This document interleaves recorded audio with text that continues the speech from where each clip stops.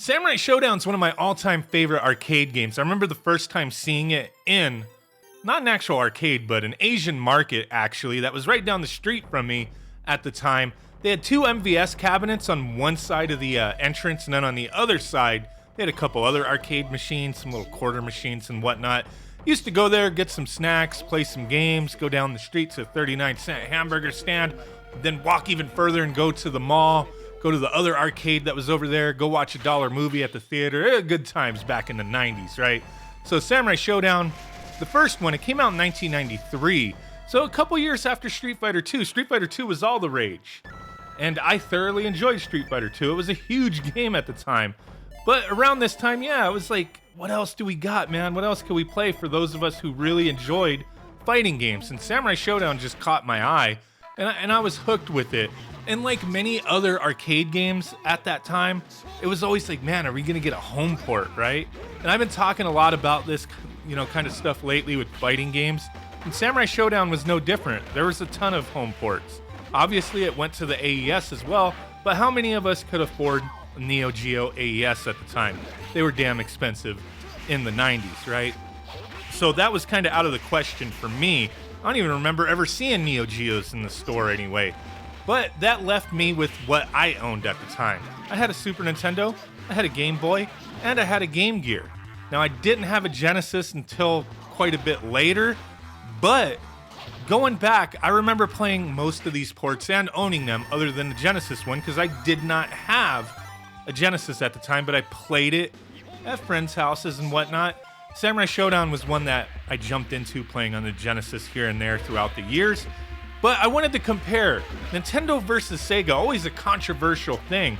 Yeah, I had both hardware from, Nintendo and Sega, just didn't have the Genesis at the time. But yeah, I was really big on Nintendo at the time, that's for sure.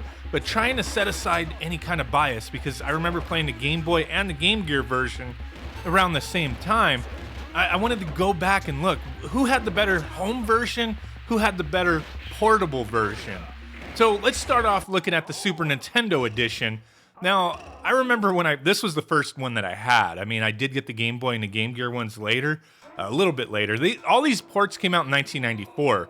Now, there's other systems we might kind of talk a little bit about, but I just wanted to compare Super Nintendo, Genesis, Game Boy, and Game Gear. Maybe talk a little bit about Sega CD in a moment here.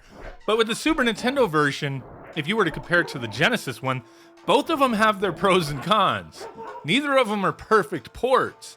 Now, with the Super Nintendo edition, you had smaller characters. Like, everything was zoomed out. In the arcade, it would zoom in, zoom out, depending on how far away you were from your opponents. With the Super Nintendo one, it was always zoomed out, so the characters seemed smaller at all times. Now, one of the biggest things here with the SNES version is that all characters are included. And that is one of the best things with the Super Nintendo version. The graphics looked great, very colorful, but, there's a little bit of slowdown in this game on all versions, all of these ports that we're talking about today, but I think the Super Nintendo version wasn't too bad. You had pretty clear voice samples, and the music was excellent in the Super Nintendo version. I really enjoyed this one, but I don't know, these home ports, they never felt 100%. They tried their best to be what the arcade version was on a console that couldn't exactly mimic the arcade experience, but the Super Nintendo did a damn fine job, I feel. Moving on to the Genesis edition. Now, this one had bigger characters because it kind of went opposite of what the Super Nintendo one did. This one zoomed in instead of zooming out, so it was harder to, put space between you and the enemy. Now, with the Genesis one, we're missing Earthquake. I guess they couldn't get his fat ass in this game because the characters were already pretty big. They look really good in the Genesis version, in my opinion, but having that always zoomed in thing, it kind of felt a little more cramped if you were used to the arcade version. Now, you did have the voice samples, pretty good music, but I think some of the voice samples kind of had a little muffled sound to it. You had some slowdown in stages and just kind of depend on the fights and whatnot. It could be kind of bad at times, and then it would clear up. It was worse than the Super Nintendo version as far as the slowdown, in my opinion, from what I've experienced. And with some of the characters, they changed the basic attack on some of them. It was just kind of strange the way the game played at times. It's really hard to pick a winner between the Super Nintendo and Genesis version because there's like stuff to love about both of them and stuff to hate about both of them.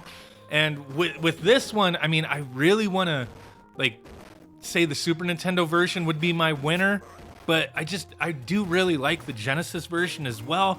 But at the same time, I think I'm gonna have to go with the Super Nintendo edition just because it was like the complete package. You weren't missing any characters. You had the bonus stages in both of these games. Like, they were fairly complete. Just the Genesis version just had, those few little issues that kind of took it down a couple points for me. And it's unfortunate because I feel like, man, if they could have done the bigger characters and, like, had all the characters, kind of got rid of a little bit of the slowdown, it would have been cool, but it was a little too cramped for me, I guess. So, yeah, Super Nintendo's my winner here. Don't go crazy at me, Genesis fanboys. I love all these systems quite a bit, but yeah, that's where we're at. Now moving on to the portables. So Game Boy, this one had all the characters, all of them, and it had 3 secret characters. You had the referee, Kuriko, you had the courier, and you had Amakusa, and you had the bonus stage in this game. Now this one, it wasn't trying to mimic the arcade's graphics, but it did try to make the game feel like the arcade experience and have it play the same or very similar. You only had 2 buttons, but if you were trying to do your heavy slashes, hit A and B. So one button was kick, the other was slash, and then to do your like heavy slash, you hit both of them. It worked. The graphics, they went with a more like big-headed cartoony style. I guess they call that chibi style or something like that.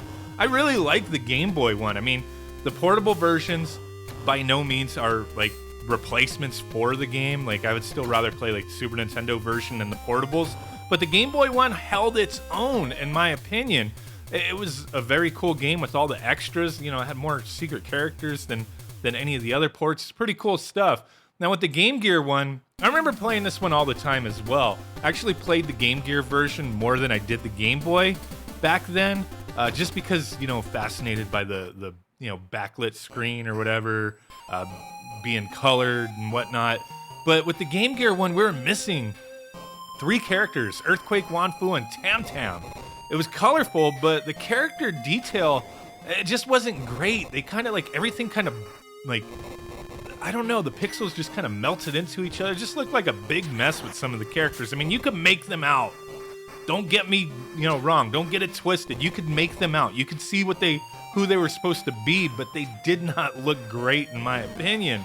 I mean, the details just were not there. It was just more the shape and the color and the name. You knew who the heck you were playing as, right?